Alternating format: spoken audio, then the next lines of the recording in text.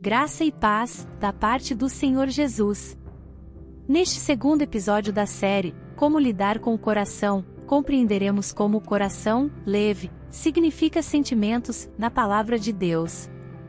Acompanhe o vídeo inteiro, e se atente a todos os detalhes. Amém? Alegria.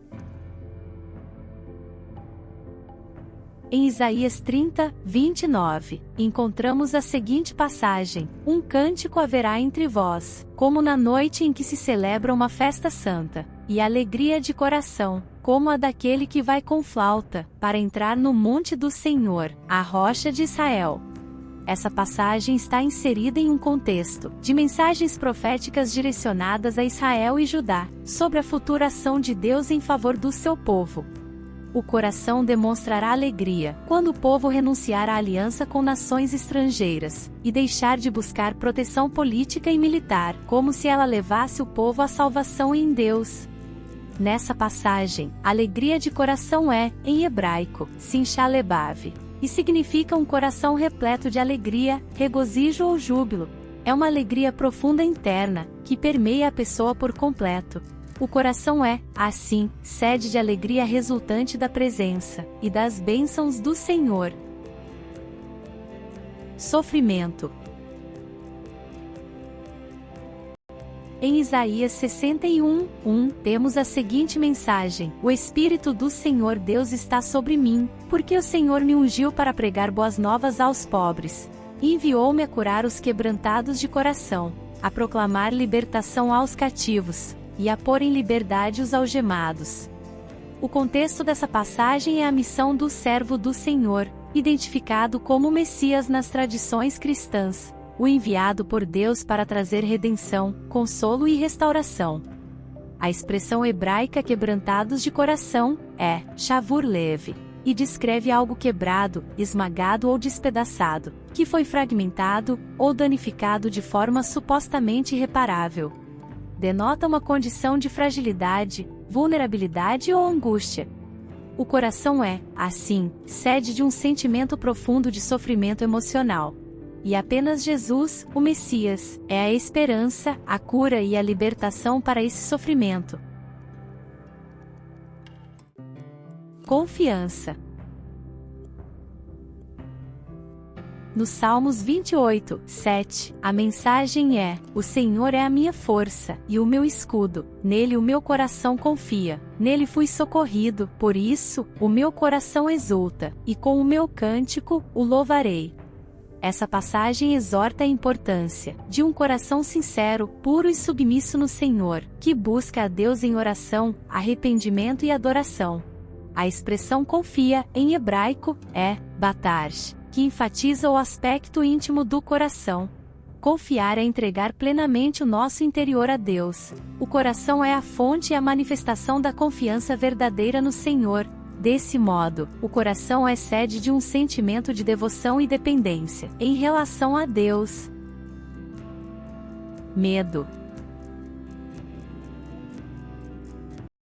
Em Isaías 41, 10, encontramos a seguinte passagem: Não temas, porque eu sou contigo.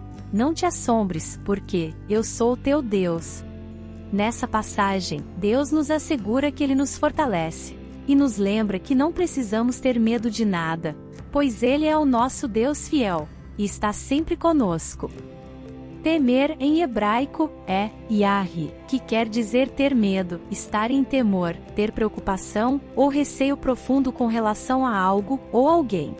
Portanto, o coração também é sede de um sentimento de insegurança, que pode ser curada pela autoridade e santidade do Senhor. Ódio.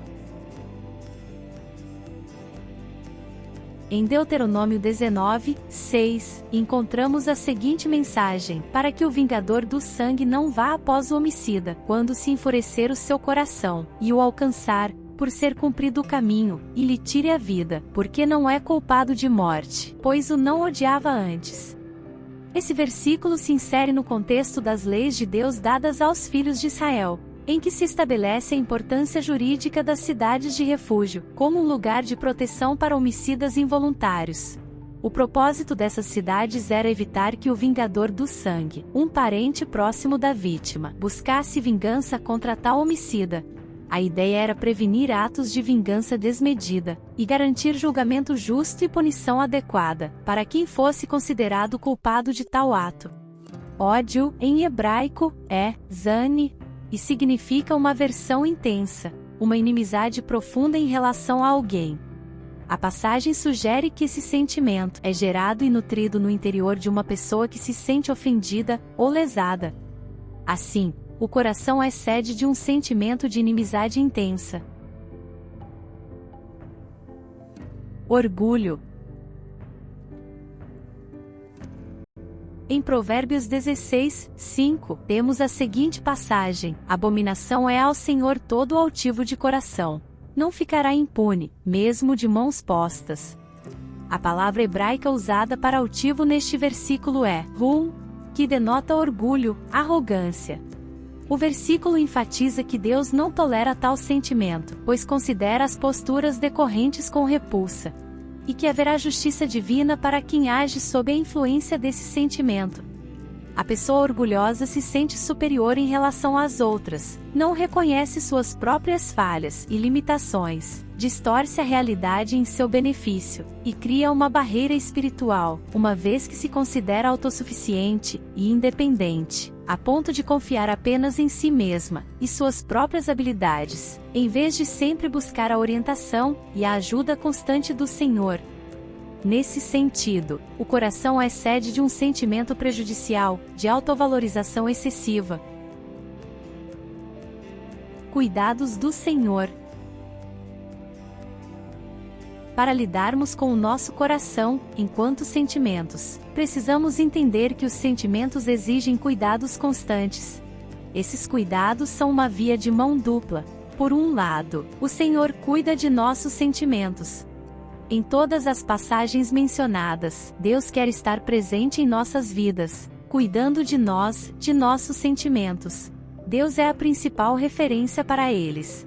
Precisamos deixar o Senhor agir em nossa vida, e entregar a Ele tudo o que sentimos. Sejam sentimentos saudáveis ou insalubres.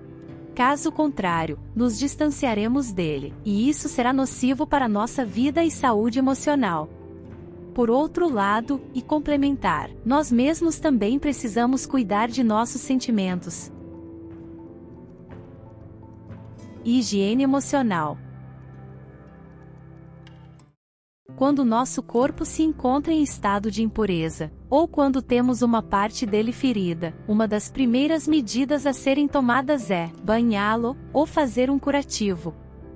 Porque muitas vezes não fazemos o mesmo com os nossos sentimentos? Por que não tratamos os nossos sentimentos com o mesmo cuidado? Os sentimentos são edificações interiores. Evidências emergentes, de estudos neurológicos, neurofisiológicos, e de observações em grupos distintos de pessoas, sugerem que sentimentos são a forma como percebemos e atribuímos significados às nossas experiências emocionais. Isso quer dizer que podemos controlar os nossos sentimentos, uma vez que conseguimos controlar os significados que criamos acerca das experiências emocionais que vivemos. Por exemplo, uma pessoa que perdeu um ente querido, seja para um homicídio involuntário ou para uma enfermidade súbita e indesejada, não precisa viver refém do ódio ou do sofrimento. A experiência emocional de perda pode ser ressignificada e gerar um novo sentimento. No Salmo 116, 15, compreendemos que preciosa é aos olhos do Senhor a morte dos seus santos. Perceba, o sentimento em relação à perda agora foi ressignificado. Nós criamos os nossos sentimentos, portanto, também precisamos cuidar deles. Existem muitos outros tipos de sentimentos na palavra de Deus, que denotam o nosso coração. Mas a questão é sempre esta: como a palavra de Deus nos auxilia na reestruturação e transformação de nossos sentimentos? Que o Senhor continue a cuidar dos seus sentimentos, e que você ressignifique sentimentos insalubres, e reafirme em Deus sentimentos saudáveis. Deus abençoe você e sua família.